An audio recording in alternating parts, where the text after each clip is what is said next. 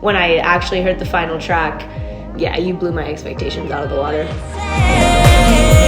I just can't live without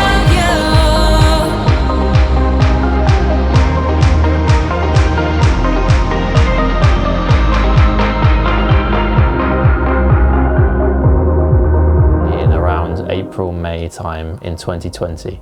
And that was the first song after Never Felt So Good. And it originally started as a voice note on my phone from December 2019.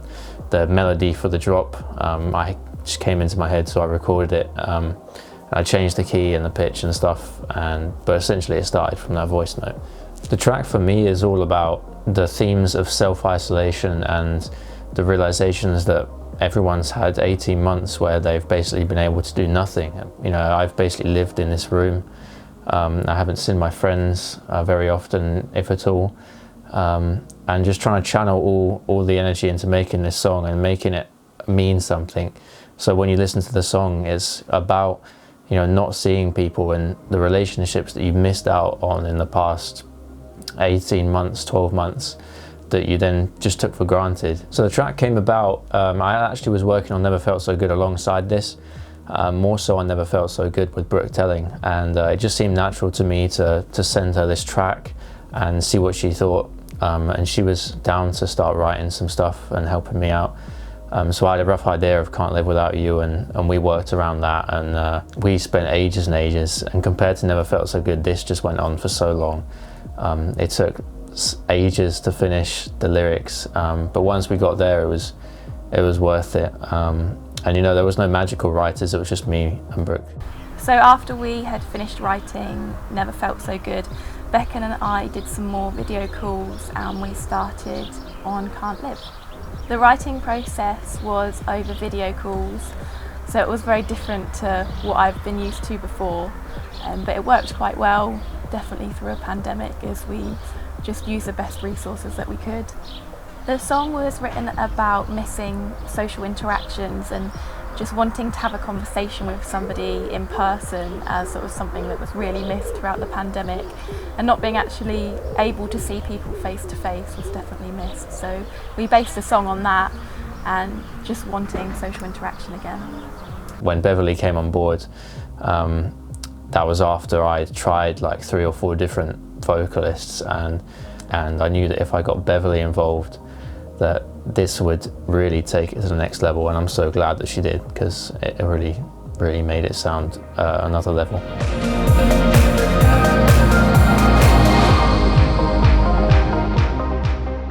So while I started music 8 years ago, I actually just made my Instagram about 1.5 years ago. And kind of right around the time when I started my Instagram in March of 2020, I had this producer reach out to me through direct message on Instagram. And at first I was like, oh, I don't really know about like collabs and everything. I don't know. It didn't seem sketchy, but I was kind of like apprehensive to do anything about it. And eventually he sent me the song. And when I first listened to it, I was like, okay, cool. Like, yes, I definitely want to get on this. It was so out of my genre, but when I heard it, I was like, this could be such a hit, and I could totally see myself dancing and bopping to the song at a bar, at a party, in the car. So I took that opportunity immediately with George. When I reached out to Beverly, it was originally for another song, and we were about to start working on this other song. And yeah, it just kind of trickled into this song that I tried like 3 or 4 people. It didn't quite work, and I was like, can we just have a go at this, see what happens? And she sent me some stuff. It was amazing straight away. I had like very small changes, and after that it was just plain sailing. Being on the other side of the world has definitely been, I would say it's been smooth, other than a couple, Zoom meetings where George is going to bed and I'm having my morning coffee, waking up.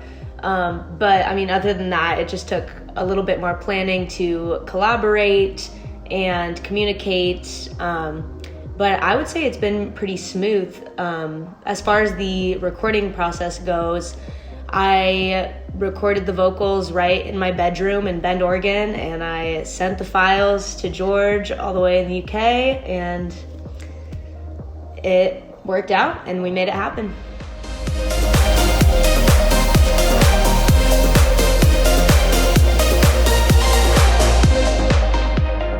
So writing the song with Brooke was a little different because obviously in the pandemic we had to work remotely, so we were sat on video calls for quite a few days, if not weeks or months, trying to write stuff when we could and recording guitars, etc. And Brooke's guitar actually was something that I felt made the track. I had the chords, and originally after the first drop it was strings, and it was violins and strings, and that works, but adding that acoustic element of a guitar, the strumming, the energy from that just seemed to just elevate it. So we added the acoustic guitar to add a bit of a live element to the song and a bit more texture in the sense of it being slightly acoustic because the guitar was acoustic, and it just adds sort of a different twist to an electronic dance music track. On a personal level and as a musician, this track for me was kind of pivotal because it was so different in my genre, from my genre, and you know, I kind of took the leap of faith and it worked out so well because I love this song. I mean, me and my sister, it's not released yet as of this recording, but me and my sister have bumped it so many times in the car and so many times in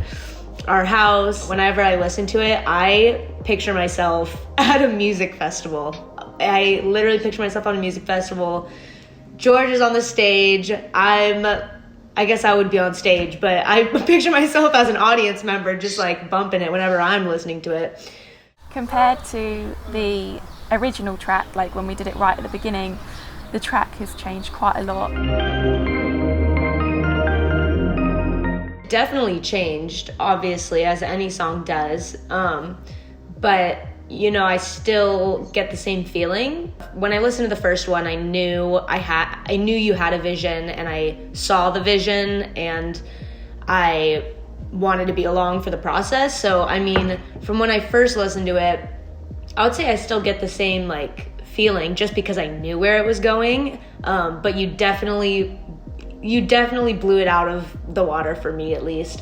When I actually heard the final track, it has come such a long way from when you first sent me the demo vocals and when I was recording them in my bedroom. So I would say, yeah, you blew my expectations out of the water. But I think as a whole, the song is really successful, and I just hope that people can relate to it as how we wrote it, definitely. This is probably the hardest I've ever worked on a project like this, but now it's finished and it's out. It just is such a relief to get it out there. As well as the music video, I went to Scotland with one of my friends, Kieran, one of my media friends. Amazing location in Scotland.